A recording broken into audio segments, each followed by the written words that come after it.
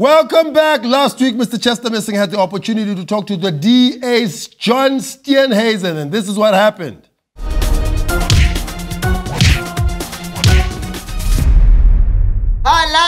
I am now talking to the DA's chief enforcer, the bane of Baleka, the jinx of jammers. It's the chief whip, John Steenhuisen. How's it going, Uncle? Going very well, Chester. Great to be with you this morning. Yeah, it's an honor. It's an honor. I'm very excited. You got elected to the Durban City Council at the age of 22. 22? Did you lie to them and tell them you're actually Benjamin Button and you're aging backwards, so really you're very old? I think I got sick and tired of watching old bullies making the decisions that were going to affect my future, Chester. Yeah. So that's why I'm going to get in there and start doing it. So now I'm the old bully. No, you're the old bully. You made the gag before I had to. Oh, bless you. Bless you, bless you. Do you think the old bullies are ruining our discourse?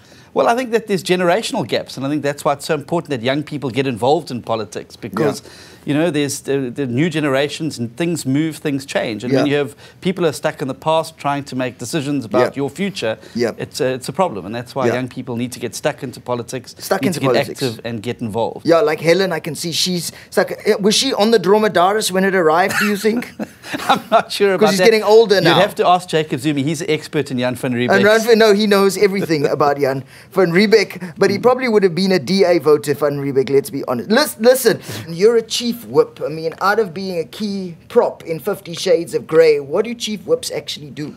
Well, chief whips are responsible for the discipline of their members in Parliament and in the caucus, and also then for taking points of order in the House and ensuring that the parliamentary programme is done properly and that we get the important business of the nation onto the order paper. But I mean, do you get a bigger whip the more votes you get? Absolutely. Well, I'm the chief whip of the opposition. And look how huge you are. Just a joke, just a joke. But I mean, listen, how do you keep party members to, towing the line? I mean, you must really, do you have some bad guys who go in and beat them up if they don't listen? Hey, Musi, well, I take the advice of one of the best chief whips in the world, Frank Underwood.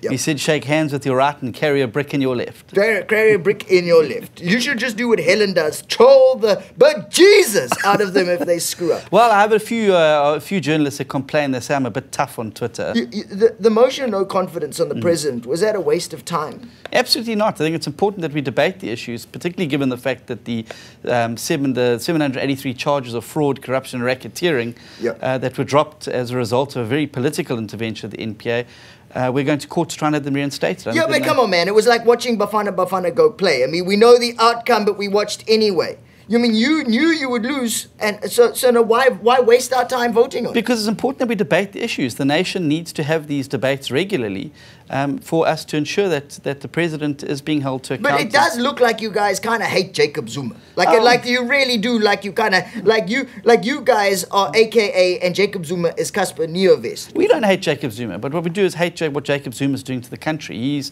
as Musi has said, the broken man of South African politics. He's not broken. He's broke. There's a huge difference. Well, I don't think he's break some very rich friends. The Sheikhs and the Guptas. Yes. No, well, it's like Helen and those Guptas. You know, we all got rich friends. Listen, but I mean, isn't it to some degree wasteful expenditure? You know, you waste hours of parliamentary time and resources we will all eventually end up being told to footsack about. No, I don't think it's a wasteful. We have to debate these issues. We have to debate them in public. Yeah, but it's not like we haven't debated them. So now we should be debating where the schools. Well, because there's bigger issues than in Nkandla. But we do that. And there are bigger issues than in Nkandla. You're right. The economy and jobs and how we get out of the dire economic circumstances that the African National Congress policies have placed us.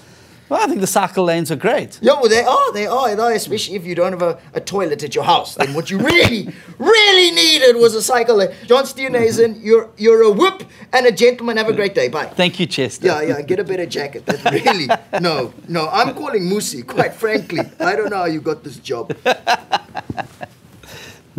Thank you very much, Mr. Missing. Now it's time for the Morale Index, brought to you by Deep Fried Man and his musical guest, Nomi Superstar.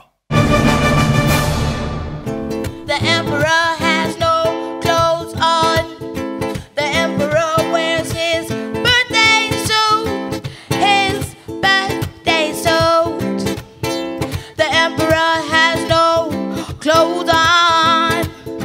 The emperor wears his birthday suit. if I was a dictator.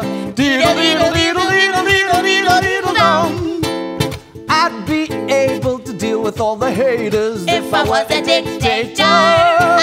Admit, we don't love to dictate. Absolute power, it would be great. I'd lock people up just for fun and build a house twice the size of number ones. Cause who doesn't wanna be the boss? Popping bottles, I wouldn't give a toss. I'd lock all comedians in jail without bail, so my career would succeed and their career would fail. I'm not gonna lie, I'm the first to admit I would make a complete mess of it if we ran things according to my philosophy. So thank the Lord that we live in a democracy. I have to sacrifice my freedom for a feeling of security. Sacrifice my free will so that I can feel a little bit of safety. I have lost all of my privacy. I sit suspicious on a public toilet seat, wondering who may be watching me. Cause even my privates don't have privacy. The emperor has no clothes on. The emperor has no clothes on. The emperor has no clothes on. The emperor has no clothes on.